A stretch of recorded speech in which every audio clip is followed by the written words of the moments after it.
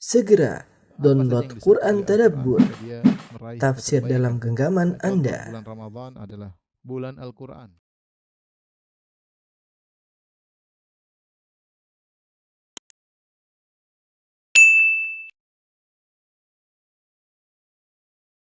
Bismillahirrahmanirrahim. Assalamualaikum warahmatullahi wabarakatuh. Alhamdulillahi ala ihsani wa syukru lahu ala taufiqihi wa amtinani. Asyhadu an la ilaha illallah wahdahu la syarika lahu ta'ziman li sya'nih. Wa asyhadu anna Muhammadan abduhu wa rasuluhu da'ila ridwani. Allahumma salli alaihi wa ala alihi wa ashabihi wa ikhwani. Hadirin dan hadirat yang dirahmati oleh Allah Subhanahu wa taala. Kita lanjutkan bahasan kita masih dalam bab birrul walidain wasilatil arham, tentang berbakti kepada kedua orang tua dan menyambung silaturahmi. Kita sampai pada hadis berikutnya. An Abi Abdullah Amr bin Al-As radhiyallahu anhuma qala sami'tu Rasulullah sallallahu alaihi wasallam jiharan ghaira sirrin. Aku mendengar Rasulullah sallam berkata dengan keras tanpa berbisik-bisik. Yaqul inna ala bani fulan laisu bi awliyai. Sungguhnya keluarga Bani Fulan, ya, yaitu dari Quraisy, dari Bani Hashim, dari keluarga yang dekat dengan Nabi sallallahu alaihi wasallam tapi kafir, ya. Laisu bi awliyai, mereka bukanlah wali-waliku. Inna ma waliyullah wa salihul mu'minin. Sungguhnya waliku adalah Allah dan orang-orang saleh dari kaum mukminin. Walakin lahum rahimun abulluha bi bilaliha. Akan tapi antara aku dengan mereka ada hubungan rahim, kekerabatan. Aku akan membasahi rahim tersebut dengan sebasah-basahnya. Itu aku akan tetap menyambung silaturahmi. Hadis ini riwayat Al-Imam Al-Bukhari. Hadis ini menjelaskan bahwasanya Rasulullah menjelaskan wali-wali Nabi yang sesungguhnya, yaitu para penolong Nabi yang mencintai Nabi, ya. Dan Nabi pun mencintai mereka, bukanlah dari golongan orang-orang kafir. Karena orang kafir bukanlah wali-wali dari Nabi sallallahu alaihi wasallam, bukanlah para penolong, bukanlah orang-orang yang dicintai secara hakiki oleh Nabi sallallahu alaihi wasallam. Tetapi kenapa? Karena mereka kafir, padahal hubungan kekerabatan sangatlah dekat. Bahkan dalam sebagian riwayat disebutkan inna ala Abi Talib, sungguhnya keluarga Abu Talib, ya, keluarga Abu Talib, ya, karena banyak di antara keluarganya yang juga masih kafir, ya. Maka Rasulullah SAW padahal begitu dekatnya antara Abu Talib dengan Nabi SAW, karena Abu Talib dan bapaknya Nabi Abdullah adalah saudara sekandung, berbeda dengan paman-pamannya yang lain yang berasal dari ibu yang berbeda. Sebagaimana kita ketahui, Abdul Muttalib, kakek Nabi SAW, memiliki beberapa istri, dan dari beberapa istri tersebut memiliki 10 anak laki-laki, ya. Di antaranya ada yang saudara kandung seperti yaitu satu bapak dan satu ibu seperti Abdullah dan Abu Talib. Artinya kedudukan Nabi sangat dekat dengan mereka, ya. Tetapi ketika Abu Talib kafir dan juga sebagian keluarganya juga kafir, maka Nabi mengatakan mereka bukan dari wali-waliku. Sungguhnya waliku adalah Allah dan kaum mukminin yang saleh. Tetapi Rasulullah SAW menjelaskan, meskipun mereka kafir, tapi ada hubungan kekerabatan dengan mereka. Kata Nabi SAW, walakin lahum rahimun abulluha bibiladiha. Namun mereka punya hubungan rahim denganku, kekerabatan, dan aku akan membasahinya dengan sebasah-basahnya. Yaitu Rasulullah SAW akan tetap menyambung silaturahim. Ini dalil bahwasanya menyambung silaturahim terhadap non-muslim, kerabat, hukumnya dianjurkan. Namun tidak sampai pada derajat wajib. Kecuali kerabat kafir tersebut kedua orang tua. Kalau kerabat kafir tersebut kedua orang tua, maka hukumnya wajib. Pada kesempatan kali ini saya akan menyampaikan tentang ringkasan bagaimana hukum menyambung silaturahmi dengan kerabat yang mukmin maupun kerabat yang kafir. Bisa kelihatan di televisi? Ada tulisannya? Belum, memang saya belum tulis, ya. Baik, ya. Kesimpulan, ya. Kesimpulan hukum silaturahmi. silaturahmi pertama kepada kedua orang tua. Kepada kedua orang tua, maka itu kandung, maksudnya yang yaitu ayah dan ibu kandung, yang kita tercipta dari air mani ayah dan dari sel ovum ibu, ya. Min nutfatin amsyaj, dari tetesan nutfah yang amsyaj, yang merupakan pertemuan atau percampuran antara air mani dan sel ovum. Maka untuk kepada orang tua hukumnya wajib meski kafir, apalagi hanya fasik dan zalim.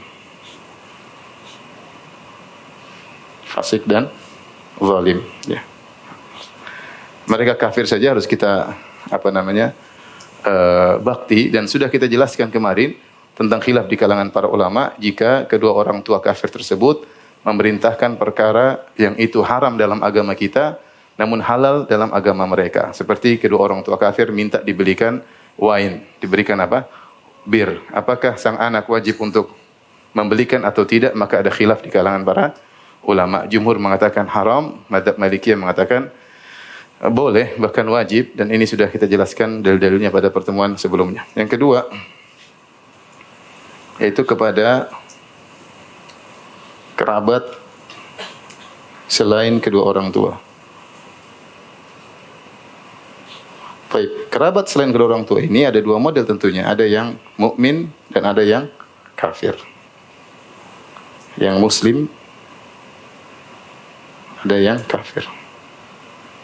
Nah, menyambung kekerabatan dengan kerabat yang muslim, hukumnya apa? Wajib. Dua kondisi juga, ya. Jika tidak mendatangkan mudarat.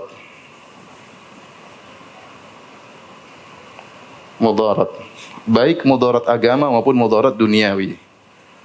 Baik agama maupun duniawi. Maka bernyambung silaturahmi kepada mereka hukumnya wajib. Namun jika menyambung silaturahmi dengan mereka mendatangkan mudarat baik duniawi maupun agama, jika mendatangkan mudarat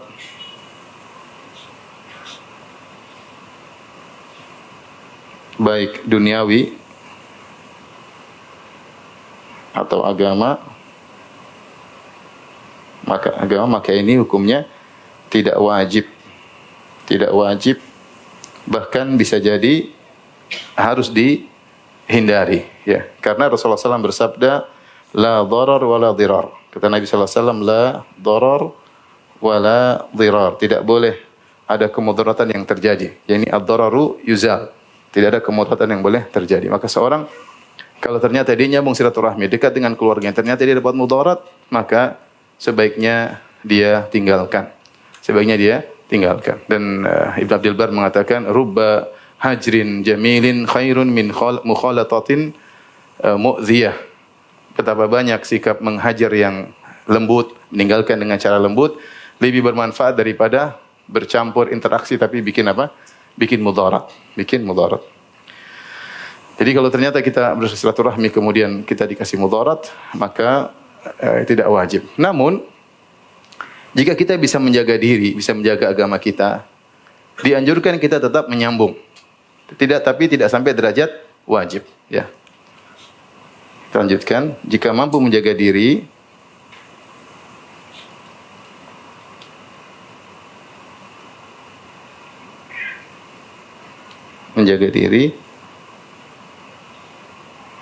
dianjurkan untuk apa? Bersabar. Untuk tetap menyambung. Dalilnya apa? Dalilnya dalam hadis Abu Hurairah yang sudah kita sampaikan. Ketika seorang datang kepada Nabi SAW berkata, ya Rasulullah, inna li qarabatan asiluhum wa yaqta'unani. Ya Rasulullah, aku punya kerabat, aku nyambung mereka memutuskan silaturahmi. Wa uhsinu ilaihim wa yusi'una ilayya. Aku berbuat baik kepada mereka, mereka berbuat baik, mereka berbuat buruk kepada aku. Wa ahlumu anhum wa yajhaluna alayya. Aku bersabar dengan mereka, mereka tidak bersabar denganku. Rasulullah SAW mengatakan, la in kunta kama qult fa ka'annama tusifuhumul mal wa la yazalu laka minallahi dhahirun ma dumta ala dzalik. Kalau kau melakukan demikian maka seakan-akan kau masukkan debu panas dalam mulut mereka dan nantiasa Allah memberikan penolong bagimu. Jadi dianjurkan kalau tidak, selama seorang bisa menjaga diri. Tapi kalau dia ternyata berinteraksi akhirnya dia malah ribut, malah bertengkar, malah kemudian maki-maki di antara mereka, udah mending tinggalkan dengan cara yang baik, ya. Dengan tinggal. Karena saya sering ditanya, Ustaz, bagaimana saya mau nyambung silaturahmi sebentar kalau kita ke sana kita dimaki-maki. Kalau kau bisa bersabar dimaki-maki, nyambung aja. Tapi kalau tidak sabar kau balik maki, mending tidak usah ke sana karena tidak wajib. Meskipun itu saudara yang beriman, karena dalil mengatakan la dharar wa la dirar, ya. Adapun hadis-hadis yang tadi Abu Hurairah yang saya sampaikan dibawakan kepada mustahab, dianjurkan jika seorang mampu menjaga agamanya, jika mau menjaga agamanya. Kemudian jika seorang bersilaturahmi dengan misalnya ada seorang yang mukmin kemudian mengajak dia kepada majelis mungkar, majelis yang mungkar atau majelis kemungkaran termasuk dosa atau bid'ah. Kemudian dia tidak boleh hadir dalam majelis tersebut, ya. Dia tidak boleh hadir. Kalau dia hadir maka dalam rangka untuk bernahi mungkar, untuk mengingatkan. Jika dia tidak mau hadir kemudian dia diputus hubungan, maka dia tidak berdosa. Maka dia tidak berdosa. Tetap dia berusaha menyambung. Adapun kalau mereka menjauh, mereka tidak mau hubungan, mereka ngamuk, maka dia tidak berdosa karena dia sebagaimana sabda Nabi sallallahu alaihi wasallam, la ta'ata li makhluqin fi ma'siyatil khaliq. Tidak ada ketaatan bagi makhluk dalam rangka bermaksiat kepada Allah Subhanahu wa taala. Taib ini secara sederhana tentang jika kerabat tersebut muslim. Bagaimana jika kerabat tersebut kafir? Maka hukumnya tidak wajib. Hukumnya tidak wajib, namun dianjurkan. Sebagaimana sabda Nabi sallallahu alaihi wasallam, "Walakin lahum rahimun sa'abulluha bibilaliha." Namun dianjurkan. Terlebih lagi jika ada maslahat. Kata Nabi sallallahu alaihi wasallam, "Namun saya punya hubungan kekerabatan dengan mereka, aku akan membasahinya." Itu aku akan menyambung karena memutuskan silaturahmi dianggap seperti panas, menyambung silaturahmi dianggap seperti membasahi, ya. Hukumnya tidak wajib namun dianjurkan, terutama jika di balik silaturahmi tersebut ada maslahat dakwah. Terutama dalam di balik silaturahmi tersebut ada maslahat dakwah. Kita menta'alif, melembutkan hati mereka, siapa tahu mereka tertarik dengan Islam, maka sangat-sangat dianjurkan. Namun bagaimanapun tidak akan sampai derajat wajib. Ya. Bahkan sebagian ulama mengatakan jika ini dianjurkan namun hati-hati, namun tidak boleh sampai pada derajat mawaddah, ya. Yaitu saling mencintai yang berdalam-dalam kecuali orang tua dan istri ahlul kitab. Ini dengan syarat kafir tersebut bukan kafir harbi, Kita tahu orang kafir macam-macam. Kalau kafir harbi, kafir yang berperang dengan kita, maka wala karamah. Maka kita berperang dengan dia berperang dengan kita. Kalau bukan kita yang bunuhnya, dia yang bunuh kita meskipun kerabat. Tapi kalau kafir tersebut seperti di tanah air kita atau di mana-mana yang tidak sampai pada derajat peperangan, maka kita boleh menyambung silaturahmi dengan mereka, tapi tidak boleh sampai derajat mawaddah. Ini pendapat sebagian ulama, ya. Tidak boleh sampai derajat mawaddah, yaitu kita sangat dekat dengan mereka, sangat mencintai mereka, kecuali kedua orang tua dengan istri dikecualikan, karena seorang laki muslim boleh menikah dengan wanita kitabiyah, Yahudi maupun Nasrani, ya. Karena Allah melarang orang-orang, ya, yuwaduna man hadallah. Kata Allah, kalian tidak mendapati suatu kaum yang beriman kepada Allah dan hari akhir mencintai orang-orang yang memusuhi Allah dan Rasulnya. Tapi ini kira-kira ringkasan dari silaturahmi baik dengan kerabat yang muslim maupun kerabat non muslim. Tapi kita lanjutkan.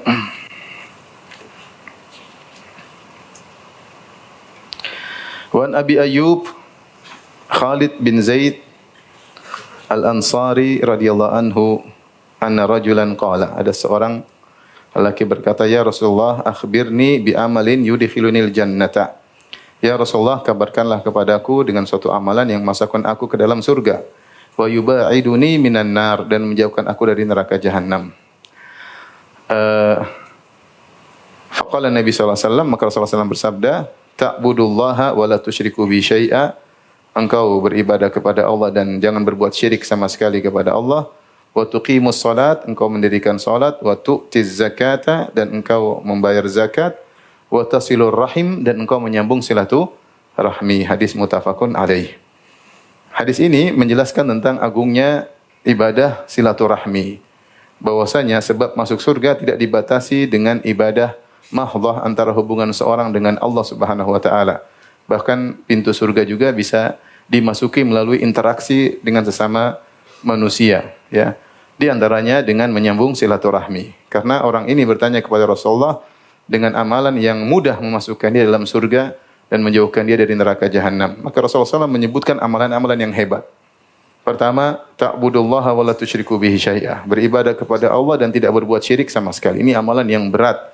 Bagaimana seorang membersihkan hatinya dari seluruh jenis kesyirikan, baik syirik-syirik besar maupun syirik-syirik kecil. Beribadah tidak ingin dipuji, beribadah tidak ingin disanjung, berusaha mengikhlaskan niatnya hanya untuk Allah, dan berbagai macam cara agar hatinya benar-benar bersih. Semakin dia suka untuk tidak diketahui amalannya oleh manusia, maka dia semakin ikhlas kepada Allah Subhanahu wa taala. Dan ini amalan yang berat. Siapa yang bisa melakukannya maka mudah masuk surga dan dijauhkan dari neraka. Yang kedua, tuqimus salat. Mendirikan salat. Bersabar mendirikan salat pada waktunya, tidak meninggalkan salat. Wa tu'tiz zakat, membayar zakat. Bayar zakat dengan lapang dada, benar-benar serius menghitung hartanya, kemudian menghitung haulnya, kemudian mengeluarkan persenannya, lalu dikeluarkan dengan berlapang dada karena dia tahu inilah sedekah yang teragung, zakat. Maka ini sebab utama untuk masuk surga. Ternyata Rasulullah menyebutkan amalan yang keempat, wa tasilur rahim. Engkau bersilaturahmi. Ya. Jadi silaturahmi jangan dianggap sepele.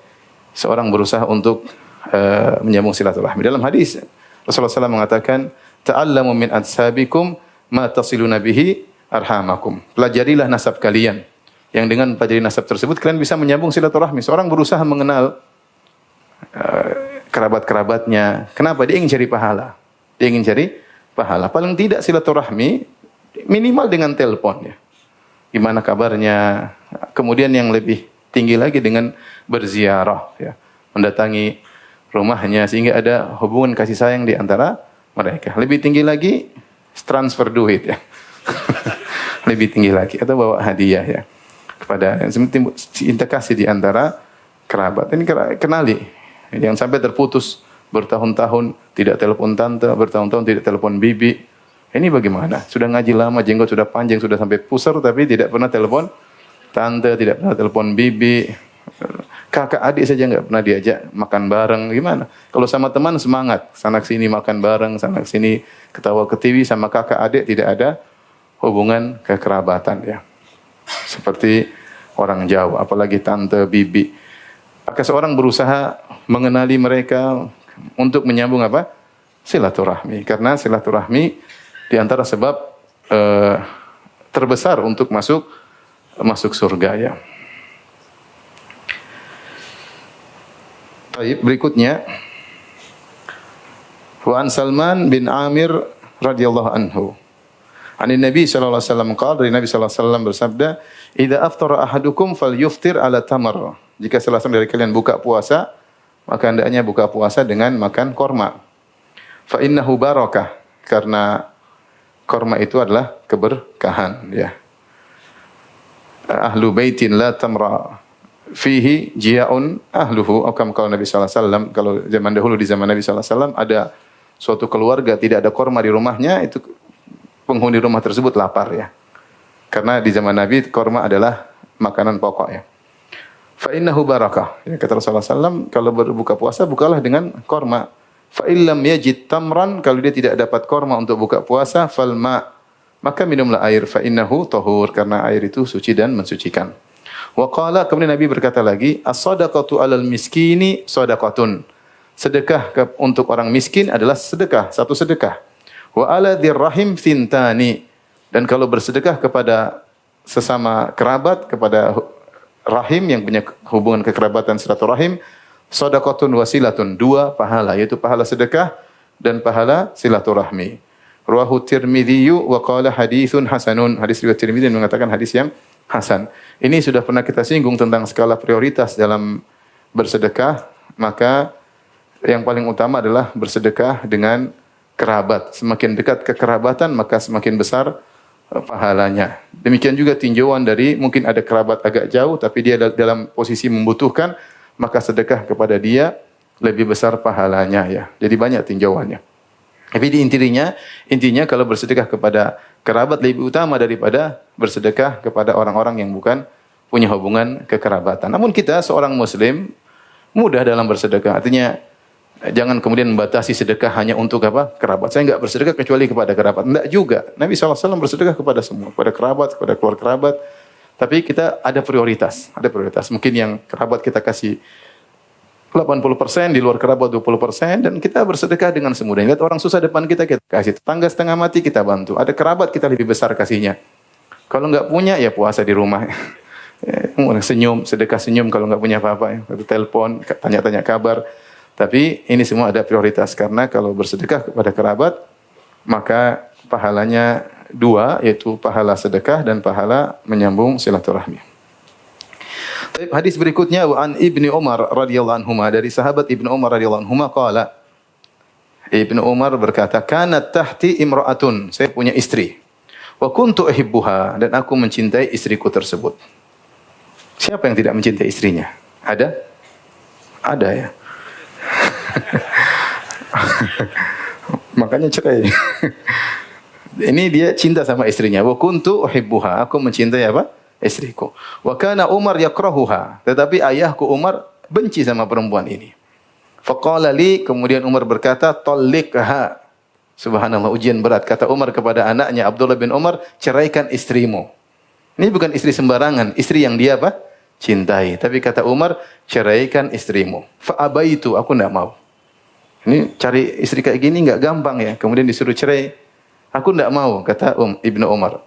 Fa ata Umar radhiyallahu anhu Nabi sallallahu alaihi wasallam. Umar mengeluhkan hal ini kepada siapa? Nabi sallallahu alaihi wasallam. Anaknya disuruh cerai enggak mau apa? Menceraikan.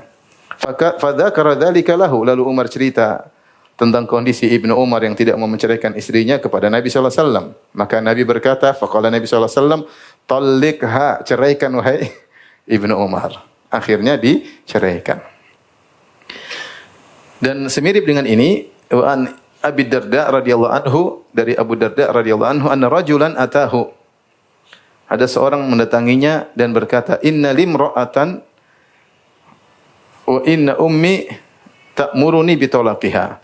Sungguhnya aku memiliki seorang istri, sementara ibuku memerintahkan untuk menceraikannya. Faqala, maka Abu Darda berkata, sami'tu Rasulullah sallallahu alaihi wasallam yaqul. Aku mendengar Rasulullah sallallahu alaihi wasallam bersabda, al-walid awsatu abwabil jannah. Sungguhnya orang tua adalah pintu surga yang paling tengah. Fa in syi'ta fa'adhi' dzalikal baba aw ihfadhhu. Kalau kau suka terserah engkau. Mau kau sia-siakan pintu surga tersebut atau kau jaga pintu surga tersebut ya. Ini Abu Darda menganjurkan agar taat kepada siapa? Orang tua dalam menceraikan istri ya. Baik. Apa hukum seorang lelaki yang menceraikan istrinya karena perintah orang tuanya? Al-Imam Ahmad pernah didatangi oleh seseorang, dinukil oleh Syekh Utsaimin rahimahullah taala, datang kepada Imam Ahmad bin Hanbal rahimahullah, kemudian dia berkata, inna abi yaqul talliq imra'atak wa ana uhibbuha. Wahai Imam Ahmad, ayahku menyuruhku untuk menceraikan istriku sementara aku mencintainya. Apa kata Imam Ahmad? La tutalliqha, jangan kau cerai. Jangan kau ceraikan dia. Faqala, orang ini berkata, alaysa an-nabiyyu sallallahu alaihi wasallam qad amara ibn Umar an yutalliqa zawjatahu lamma amarahu Umar, bukankah Nabi sallallahu alaihi wasallam memerintahkan Ibnu Umar untuk menceraikan istrinya ketika bapaknya Umar menyuruh menceraikan istrinya? Faqala lahu al-Imam Ahmad, maka Imam Ahmad berkata, hal abuka Umar, apakah bapakmu seperti Umar bin Khattab? Enggak, bukan ya. Tidak seperti Umar, bahkan tidak seperti sendalnya Umar bin Khattab radhiyallahu taala anhu. Jadi mengenai para ulama membahas ya hukum perintah orang tua untuk menceraikan istri. Secara umum ada dua kondisi ya. Jika orang tua memerintah dengan sebab syar'i. Dengan sebab syar'i ya. Maksudnya gimana? Ada sebab syar'i. Misalnya dilihat wanita tersebut ternyata suka menggoda laki-laki lain misalnya. Atau wanita tersebut misalnya, ya intinya ayahnya tahu. Ayahnya orang berilmu. Karena tidak mungkin Umar bin Khattab menyuruh Ibnu Umar menceraikan istrinya sementara Ibnu Umar mencintai istrinya kecuali ada sebab syar'i yang tidak sampai kepada kita. Tapi para ulama demikian, enggak mungkin Umar menyuruh Ibnu Umar putranya menceraikan istrinya mantunya Umar kecuali ada sebab syar'i. Dan terlebih lagi didukung oleh Nabi sallallahu alaihi wasallam. Jadi jika ayah kita atau ibu kita menyuruh kita menceraikan istri kita karena ada sebab syar'i yang dilihat diketahui oleh ayah dan ibu dan dia utarakan sebab syar'i tersebut, maka hendaknya kita taat. Maka dalam kondisi begini kita ceraikan. Meskipun hati berat ya. Namun jika tidak ada sebab syar'i, maka kenapa saya nggak suka aja? Kenapa kurang cantik misalnya? Memang ada gantinya bu. Kurang cantik. Kenapa kurang apa misalnya? Kurang berbobot apa ya, ilmunya atau gimana? Pokoknya ada alasan aja. Hafalannya kurang misalnya. Memang anakmu hafalannya banyak. Jadi tidak syar'i, serum tidak syar'i. Maka bagaimana hukumnya dalam hal ini? Para ulama memperinci ya. Jika dia tidak terikat hatinya kepada sang wanita, maka lebih baik diceraikan.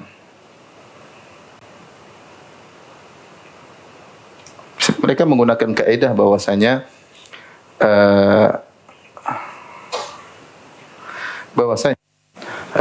taat perintah orang tua hukumnya wajib, sementara bertahan dengan wanita yang tidak begitu dia cintai adalah perkara yang mubah dan yang wajib didahulukan daripada yang mubah, maka hendaknya dia ceraikan. Tapi jika hatinya terikat atau ada maslahat yang besar yang dia tahu,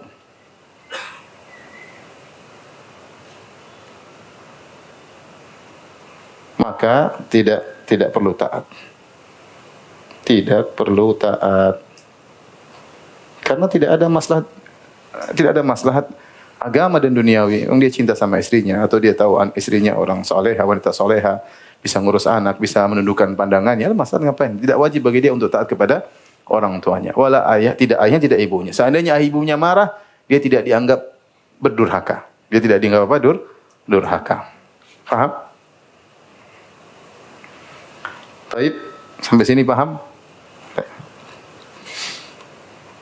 Kita lanjutkan. Bagaimana kalau orang tuanya maksa dia menikah dengan seorang wanita yang tidak dia sukai? Kalau dipaksa menikah dengan seorang wanita yang dia sukai, ya alhamdulillah. Pahala dua. Keuntungan dua, keuntungan mendapat istri yang cantik dan soleha, dan keuntungan berbakti kepada kedua orang tua. Ada yang seperti ini, ada. Orang tua yang carikan istri dipilihkan untuk anaknya.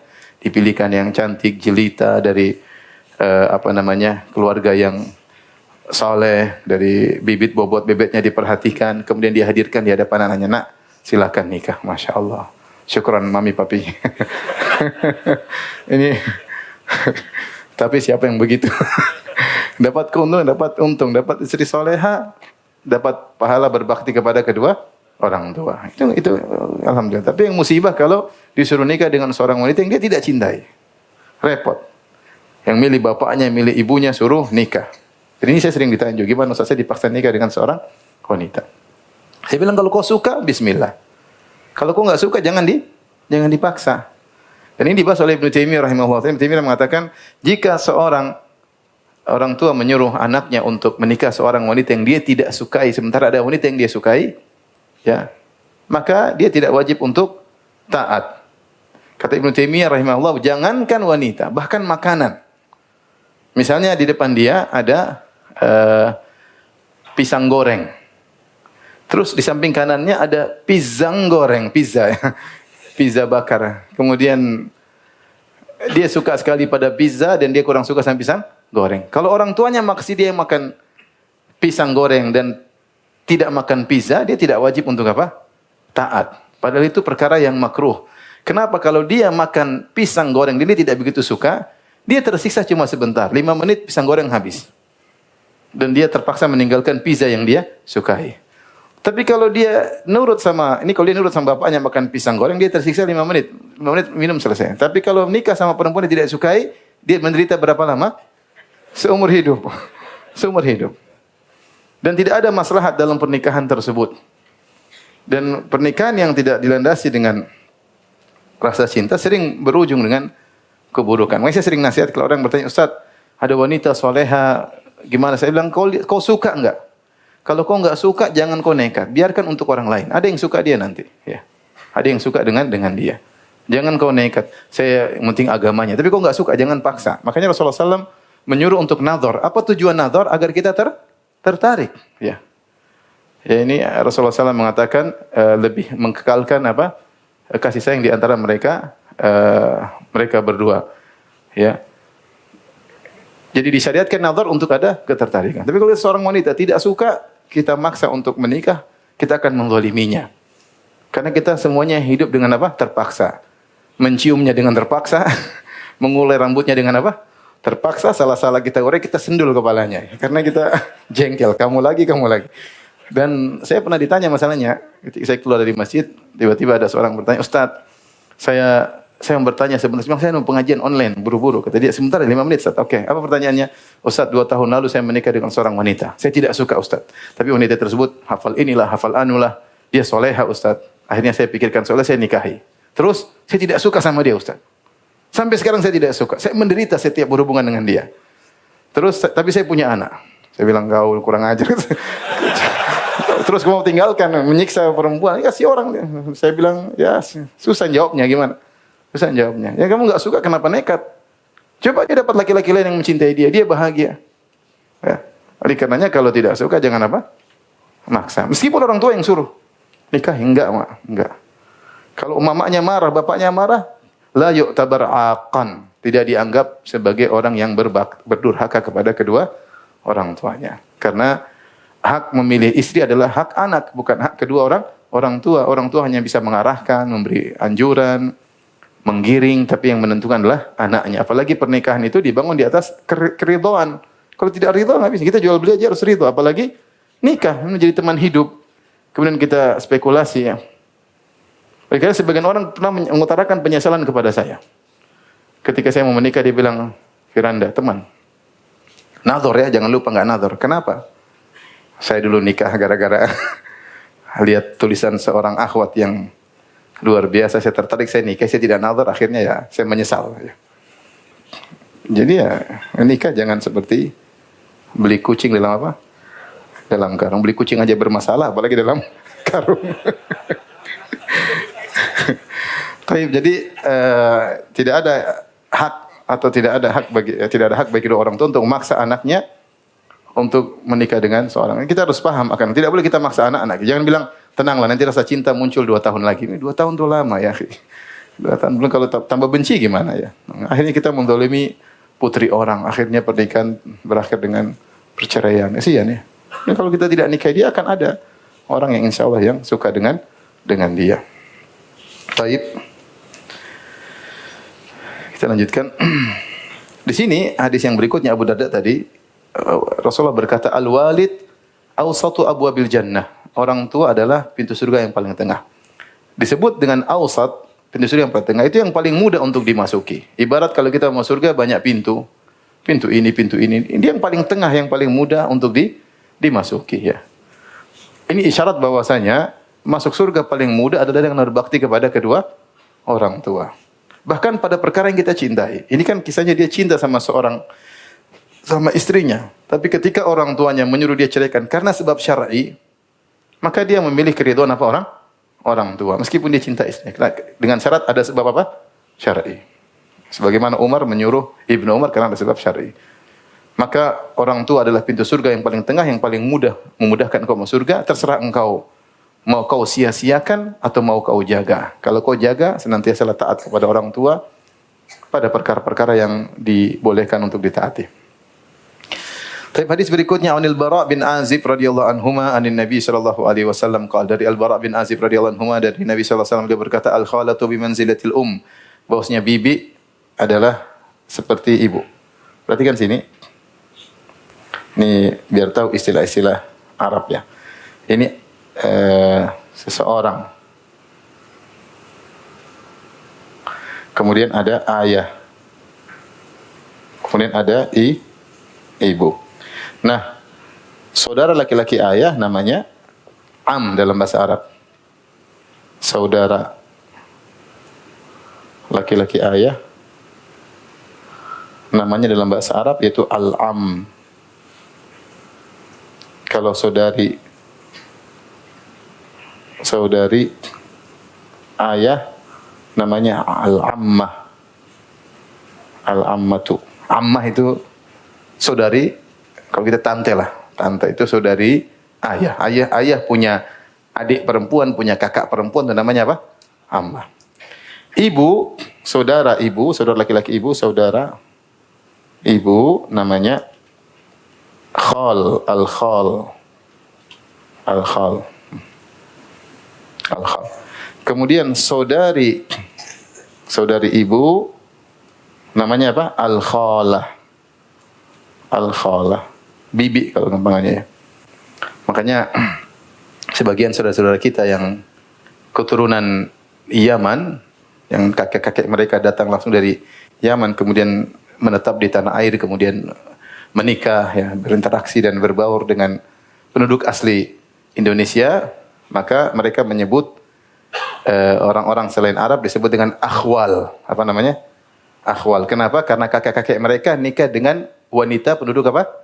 Setempat. Sehingga keluarga dari orang Indonesia disebut dengan apa? Akhwal. Paham? Akhwal jamak dari khol. Akhwal jamak dari apa? Khol. Saya ulangi. Ada orang Arab dari Yaman datang ke tanah air. Ya.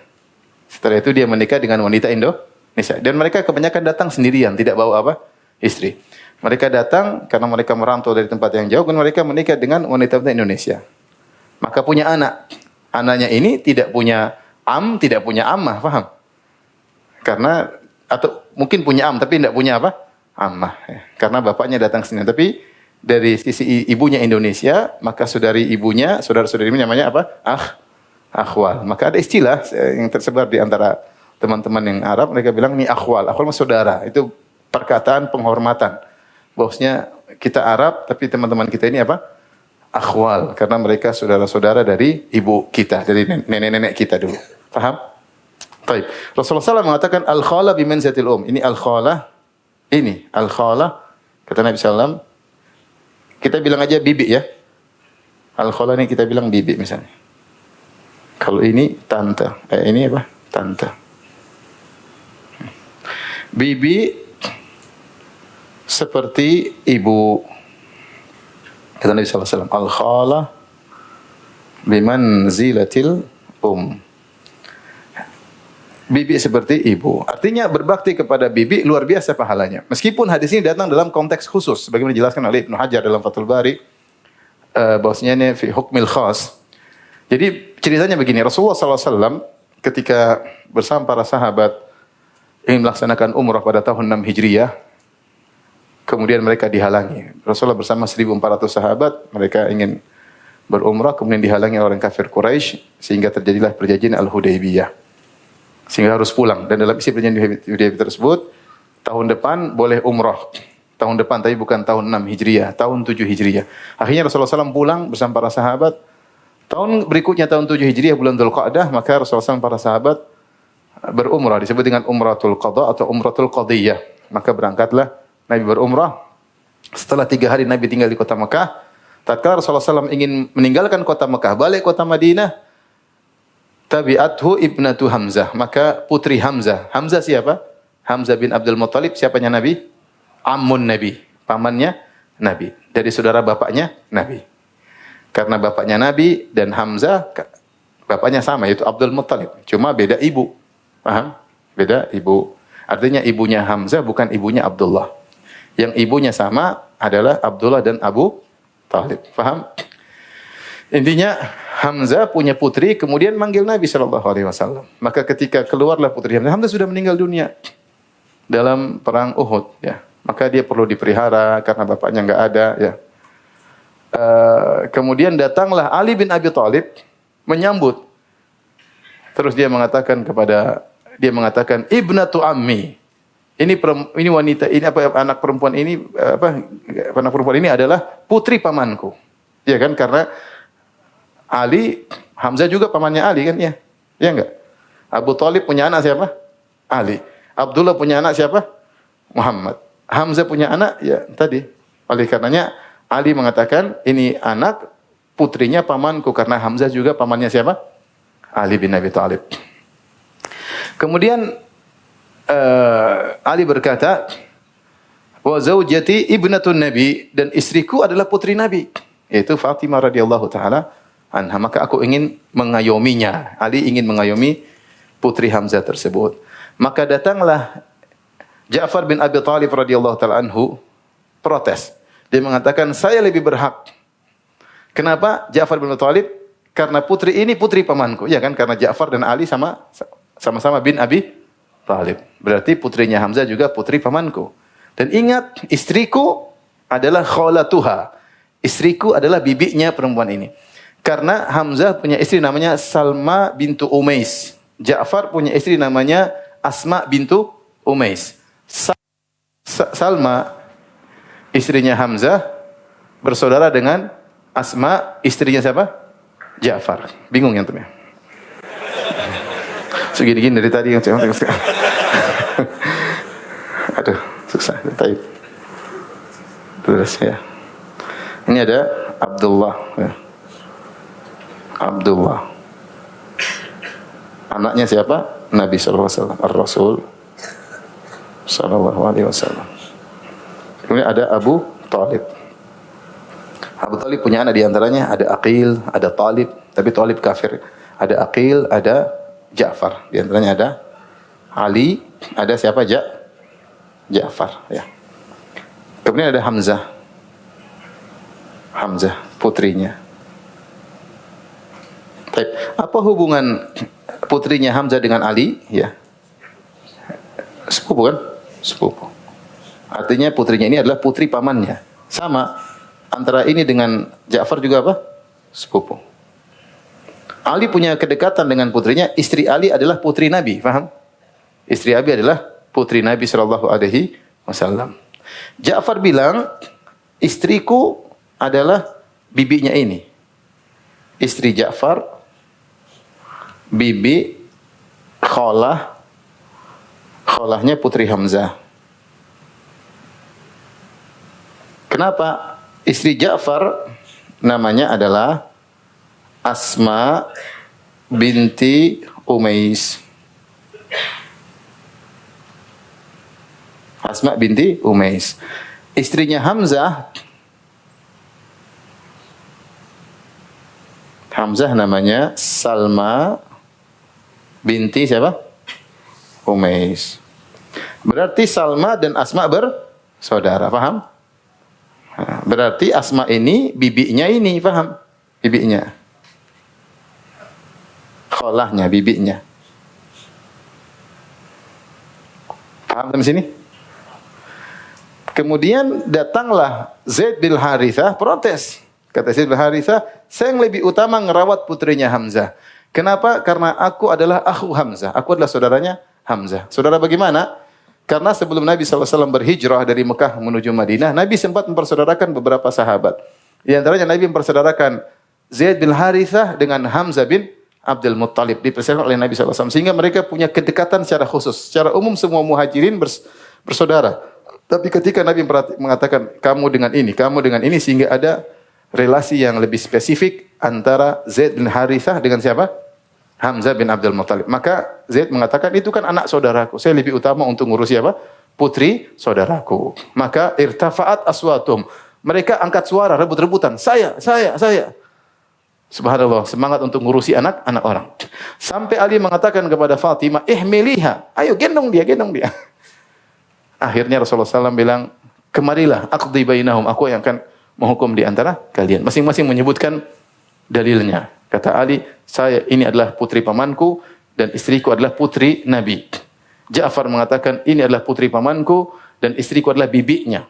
Zaid mengatakan, dia adalah saudaraku dan ini adalah putri saudaraku. Akhirnya Rasulullah SAW menyatakan, wewenang untuk menghadhanah, untuk mengayomi putri ini adalah Ja'far bin Abi Thalib. Rasulullah SAW mengatakan al-khalatu bimanzilatil bahwasanya bibi itu kedudukannya seperti apa? Ibu. Akhirnya Ja'far yang melihara anak tersebut. Taib. Maksud dari bibi kedudukannya seperti ibu, maksudnya dalam masalah kedekatan. Kenapa bibi yang dipilih? Karena biasa anak-anak itu lebih dekat kepada bibinya. Iya atau tidak? Ya, benar ada tantenya. Seperti saya sendiri, saya punya anak, tapi anak-anak saya lebih dekat kepada bibinya, lebih dekat kepada saudari istri saya daripada saudari saya. Paham? Saya punya saudari-saudari, adik-adik perempuan, istri saya punya adik-adik perempuan dan anak-anak saya lebih dekat kepada apa? Adik-adik istri atau kakak-kakak istri. Karena namanya seperti itu. Makanya saudari istri atau bibi lebih utama untuk ngurusi apa? Anak-anak. Kenapa lebih utama? Karena ada kedekatan. Oleh karenanya seorang ketika berbakti, dia berbakti kepada ibu dan jangan lupa berbakti kepada khalah. Ya. Terutama ketika ibu sudah meninggal. Dalam hadis diriwayatkan oleh dihasankan oleh Syekh Albani rahimahullahu taala, ada seorang berkata, "Ya Rasulullah, asabtu dzamban 'aziman." Ya Rasulullah, aku melakukan dosa yang besar. Fa hal li min taubah? Apakah aku boleh bisa bertobat? Kata Nabi SAW, hallaka ummun, kau punya ibu? Kalau punya ibu, silahkan berbakti kepada dia. InsyaAllah dosamu diampuni. Kata dia, la, saya enggak punya ibu lagi. Kata Rasulullah SAW, hallaka khalah, kau punya bibi? Kata dia, saya masih punya bibi. Kata Rasulullah SAW, birroha, berbaktilah kepada bibimu. Ini isyarat dari Nabi SAW, bahwa jika seorang sudah meninggal ibunya, jangan lupa untuk berbakti dengan apa? Bibi-bibinya. Seperti kita dapat saya punya sebagian kawan, bibi-bibinya semua diumrohkan misalnya, diperhatikan, ada di antara mereka yang ngirim uang kepada bibi-bibinya, ibunya sudah meninggal. Jadi berbakti kepada ibu, berbakti kepada bibi pahalanya besar. Kemudian kata Imam Nawawi rahimahullah taala, wa fil babi ahaditsu katsiratun fi sahih masyhurah. Dan dalam pembahasan ini bab birrul walidain silaturahmi banyak sekali hadis-hadisnya yang sahih ya, yang masyhur ya. Minha hadis ashabil ghar, di antaranya hadis tentang orang-orang yang terperangkap dalam goa ya, 3 orang yang mereka sedang berjalan-jalan, tiba-tiba ada hujan, akhirnya mereka masuk dalam goa, tiba-tiba ada batu yang menutup pintu goa tersebut, akhirnya mereka tidak bisa keluar, akhirnya mereka bertawasul dengan amal soleh mereka. Di antaranya ada yang berkata, ya Allah, dulu saya punya 2 orang tua dan saya tidak memberikan susu kepada mereka di pagi hari, dan saya tidak memberikan susu, saya mendahulukan memberikan susu kepada mereka di pagi hari dan malam hari sebelum saya berikan kepada anak-anak dan istriku. Dan itu kebiasaan saya. Pagi saya kasih susu, setelah itu baru saya kasih anak istri. Malam pun demikian, sore saya kasih susu kepada ayah dan ibuku, kemudian saya kasih anak dan istri. Suatu hari saya terlambat datang. Saya bawa susu, ternyata kedua orang tuaku sudah tidur. Saya mau bangunkan, enggak enak karena mereka sudah terlanjur apa? Tidur. Saya mau tidur, nanti khawatir mereka terjaga di tengah malam. Di antara 2. Akhirnya dia nunggu. Karena khawatir tiba-tiba nanti ayah dan ibunya bangun. Mau jam 1, jam 2, jam 3. Dan susu berada di tanganku. Aku menanti bangunnya mereka berdua. Wasibyan yatadaghaun. Sementara anak-anak nangis minta susu. Tapi saya tidak kasih. Ternyata ayah ibunya di pagi hari baru apa? Terjaga. Subhanallah. Jadi semalam suntuk dia nungguin ayah dan ibunya. Dia tidak bangunkan enggak. Dia diam nungguin. Karena mereka lagi pulas tidur. Orang tua terkadang susah tidur. Setelah bangun dikasih. Dan dia mengatakan, ya Allah, kalau saya melakukannya karena mencari wajahmu, maka bukakanlah pintu goa. Akhirnya pintu goa terbuka. Intinya ini hadis tentang berbakti kepada kedua orang tua. Kemudian hadis Juraij, hadis tentang Juraij yang dituduh berzina dan dia berbakti kepada apa? Ibunya. Ya. Dan waqad sabaqa, ya, namun dia pernah salah dengan ibunya. Ketika ibunya memanggil-manggilnya dan dia tidak menjawab gara-gara dia masih sholat, dia mengatakan, Allahumma ummi wa sholati. Apa yang harus saya lakukan? Batalkan sholat, jawab panggilan ibu, atau neruskan sholat, tidak memenuhi panggilan ibu. Sampai ibunya panggil pertama, dia tidak jawab. Dia pilih sholat aja deh. Ketika habis sholat, ibunya udah pergi. Hari kedua, ibunya datang lagi panggil, ya Juraij, ya Juraij. Dia bilang, ummi wa sholati. Ya Allah, dia beristihad. Saya lanjutkan sholat, atau saya panggil, penuhi jawaban ibu. Akhirnya dia sholat lagi. Ternyata ibunya pergilah. Hari ketiga, ibunya datang lagi. Dan qadarullah, dia selalu apa? Sedang apa? Sholat. Ya Juraij, wahai Juraij. Kata dia, ya Allahumma ummi wa sholati. Ibuku atau sholatku. Akhirnya dia pilih sholat. Ibunya 3 hari berturut tidak dipenuhi jawabannya. Dia pun marah, dia mengatakan, Allahumma la tumithu hatta turiyahu wujuhal mumisat. Ya Allah, jangan kau wafatkan si Juraij putraku sampai kau buat dia melihat wajah-wajah wanita pezina. Dan akhirnya terjadi apa yang terjadi, ada seorang wanita ngaku dihamil oleh dia sampai akhirnya Juraij sempat melihat wajah pezina. Melihat wajah pezina adalah keji atau buruk sehingga ibunya mendoakan keburukan kepada Juraij. Waliyadzubillah, di zaman sekarang wajah pezina muncul di mana-mana dan terkadang kita dengan mudahnya melihat wajah-wajah pezina tersebut, ya. Tapi intinya di sini Juraij yang dia berbakti pada orang tuanya, namun dia ada salah dalam berbakti, dia salah berijtihad, harusnya dia jawab ibunya. Akhirnya ibunya mendoakan dan doanya dikabulkan oleh Allah Subhanahu wa taala. Kemudian juga wa min ahammiha wa hadits masyhur fi sahih hadzaftuha ikhtisaran, dan masih banyak hadis cuma saya hapus karena saya ingin yang ringkas. Di antaranya yang paling penting hadis Amr bin Abasah radhiyallahu anhu, at-tawil al-mustamil, hadis yang panjang yang al-mustamil ala jumalin katsiratin min qawaidil islami wa adabihi, yang menjelaskan tentang kaidah-kaidah Islam dan adab Islam. Sa'adzuruhu bitamamihi insyaallah, kata Imam Nawawi, aku akan menyebutkan hadis Amr bin Abbas ini yang panjang pada tempatnya insyaallah fi babir raja, dalam bab khusus namanya bab ar-raja. Dalam hadis tersebut qala fihi, kata Amr bin Abbasah, dakhaltu ala Nabi sallallahu alaihi wasallam di Makkah. Aku menemui Nabi sallallahu alaihi wasallam di Mekah, yakni fi awalin nubuwah, di awal-awal kenabian. Faqultu lahu ma anta? Aku bertanya, siapa engkau? Qala nabiyyun, aku seorang nabi. Faqultu wa ma nabiyyun? Apa itu nabi? Kata Nabi sallallahu alaihi wasallam, arsalani Allah taala, yaitu Allah mengutusku, makanya aku nabi. Faqultu bi ayyi syai'in arsalaka? Dengan apa Allah mengutusmu? Bawa ajaran apa? Qala arsalani bi silatil arham. Allah mengutusku untuk menyampaikan silaturahmi, wa kasril ausan, dan untuk menghancurkan berhala-berhala, wa an yuwahhadallahu la yusyraku bihi syai', dan agar Allah ditauhidkan dan tidak disekutuai sama sekali. Wa dzakara tamamal hadis, kemudian hadis selanjutnya wallahu a'lam, ini menunjukkan bahwasanya di antara perhatian Nabi, perkara yang diperhatikan oleh Nabi dengan sejak awal mula dakwah adalah masalah silaturahmi. Makanya ketika Abu Sufyan ketika itu musuh Nabi dan masih kafir, ketika ditanya oleh Heraklus, "Wa madza ya'murukum?" Apa sih yang diperintahkan oleh Nabi? Itu Nabi musuh engkau. Apa yang sering didengung-dengungkan oleh Muhammad? Maka dia mengatakan, "Wa kana ya'muruna bis-silah was-sidq wal afaf." Muhammad itu menyuruh kami untuk menyambung apa? Silaturahmi. Artinya itu yang sering diucapkan oleh Nabi sampai dihafal oleh Abu Sufyan musuhnya. Muhammad itu suruh kami untuk nyambung silaturahmi, untuk jujur, untuk apa? Untuk menjaga kehormatan diri. Demikian ikhwan dan akhwat yang rahmatillah subhanahu wa ta'ala, kajian kita, insyaallah kita lanjutkan bab berikutnya tentang masalah durhaka kepada orang tua dan putuskan silaturahmi.